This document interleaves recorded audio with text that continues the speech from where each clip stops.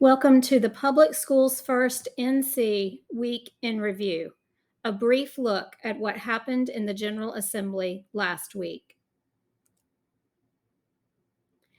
Bill highlights: House Bill 755, the controversial Parents' Bill of Rights, quickly passed through the Senate last week. There has been a lot of media attention on this bill and is of great concern to public education advocates. You can read about this bill on our website. HB 755 now goes to the House, but we believe Senate Bill 860 is a much better approach. Filed last week, SB 860 clearly enumerates already established parents' rights without adding undue burdens on teachers or putting roadblocks in the way of creating safe, welcoming schools. We'll talk about action you can take on HB 755 at the end of this video. House Bill 1079, titled A Sound Basic Education for Every Child, this bill would provide funding needed to comply with the Leandro Comprehensive Plan. Some of the items included in the bill are enhancing teacher recruitment, licensure, compensation, and retention, adjusting the A through F school letter grading formula to better reflect growth, providing support for low-performing districts, and expanding the North Carolina PreK program. House Bill 1032 and Senate Bill 835, both bills direct the General Assembly to fully fund the provisions of the Leandro Comprehensive Remedial Plan.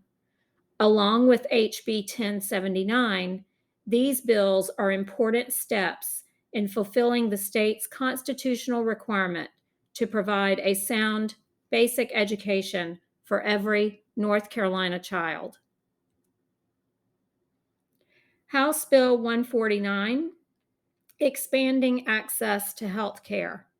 While this is not an education bill per se, it is important because after 10 long years of debate and gridlock, lawmakers finally look poised to pass Medicaid expansion in North Carolina. If this bill passes, it will make health care available to more than 500,000 North Carolinians. HB 149 passed the Senate last week with an overwhelming majority, but its fate in the House is uncertain. You can read more about all of these bills on our website and in our latest newsletter.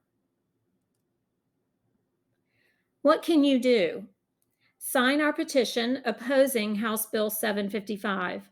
The petition can be found on our website at publicschoolsfirstnc.org/engage/sign our petition. Contact your lawmakers and urge them to pass Medicaid expansion by voting yes on House Bill 149. You can find your lawmakers' contact information on our website at publicschoolsfirstnc.org/engage/contact elected officials. You can receive the latest news and alerts about public education issues in North Carolina by following us on social media, sharing our content, and visiting our website. We offer a wide variety of resources, including research, fact sheets, and more. There, you can also sign up to receive our weekly email newsletter with all the highlights from the General Assembly and other timely news related to public education. Thank you, and please share this video.